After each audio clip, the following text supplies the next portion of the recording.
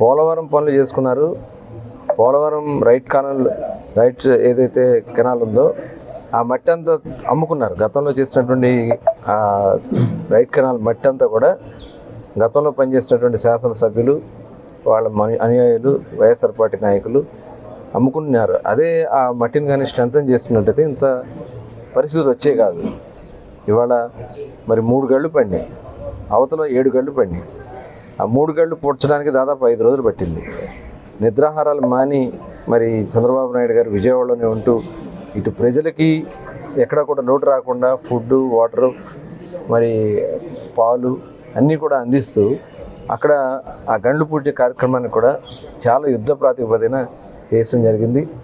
మరి లోకేష్ గారి దగ్గరుండి పర్యవేక్షణ చేయటం, అలాగే ఇరిగేషన్ శాఖ మంత్రి నిమ్మల రామానాయుడు గారు, మిలిటరీ దళాలు కూడా నిన్న వచ్చి మొత్తం కూడా చేస్తే ఒక లెవెల్ వరకు నిన్న పూడ్చడం జరిగింది. అక్కడ కూడా నిన్న మేము వెళ్ళి చూస్తాం జరిగింది. దాదాపు మీటర్ డిఫరెన్స్ ఉంది. నిజంగా అది పోడకపోతే ఆ మీటర్ వాటర్ కూడా విజయవాడకు వచ్చి ఉండేది. ఇవాళ ఇంకా పెరుగుతూ ఉంది. మళ్ళీ ఇంకో లెవెల్, ఇంకో 4 అడుగులు ఎత్తు ఆ కట్ట అంతా కూడా మళ్ళీ నిన్నటి నుంచి మళ్ళీ స్టార్ట్ చేస్తారు ఇమీడియట్గా. బహుశా ఈరోజు సాయంత్రానికి కానీ రేపటి కానీ అది కూడా పూర్తి అయిపోతే ఇంకా ఎంత వరద వచ్చినా కూడా మనకి ఇబ్బంది ఉండే పరిస్థితి ఉండదు. మరి ఆ రకంగా చర్యలు తీసుకుంటూ ఇటు సహాయ చర్యలు కూడా జరుగుతున్నాయి. నిన్న నుంచి రేషన్ కూడా ఇచ్చారు. అట్లాగే ఎన్యూమరేషన్ కూడా స్టార్ట్ అయింది.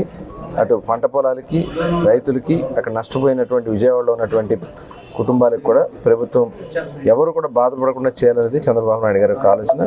ఆ విధంగానే అడుగులు ముందుకేస్తాం.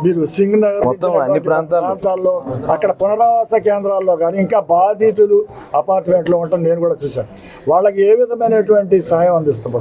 అదే ఇప్పుడు ఎన్యూమరేషన్ జరుగుతుంది.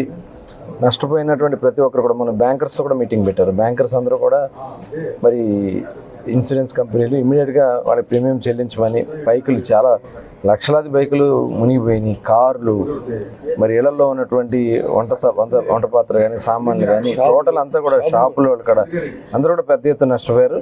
వాళ్ళందరికీ కూడా ఎలా సహాయం చేయాలో బ్యాంకర్స్ నుంచి సపోర్ట్ చేయించడమా, కొంత ఇన్సూరెన్స్ నుంచి సపోర్ట్ చేయడమా, లేదు ప్రభుత్వం కొంత సహాయం చేయడం అనేది కూడా ఆలోచన చేస్తున్నారు. 3 రోజుల పాటు విజయవాడలోనే ఉండి సాధారణ స్థితికి తీసుకొచ్చే వరకు అక్కడే ఉండి చేయాలని చెప్పి కార్యకలాపాలు జరుగుతాయి. చంద్రబాబు గారు కానీ, లోకేష్ గారు కానీ మీరు పర్యటిస్తున్నారు. అధికార యంత్రాంగం ఇంకా ముందుకు వస్తాను. ఎందుకంటే ఐఏఎస్ ఆఫీసర్లు కమిటీలు వేసాం, మంత్రులు కమిటీలుగా వేసాం, అలాగే ఎమ్మెల్యేలు, స్థానికంగా ఉన్నటువంటి సీనియర్ అధికారులు, అదేవిధంగా అక్కడ తెలుగుదేశం పార్టీ కానీ, అటు మనకి సచివాలయాల వారీగా ఉన్నటువంటి స్టాఫ్ కానీ అందరూ కూడా ఇంటింటికి తీసుకెళ్ళి మరి సరుకులు ఇష్టమే కాకుండా రేషన్ కూడా అందించడం కూడా జరుగుతుంది.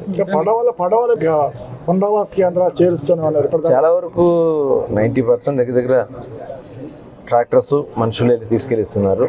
కొన్ని చోట్ల వెళ్ళలేని ప్రాంతాల్లో పడవల ద్వారా వెళ్తున్నాయి.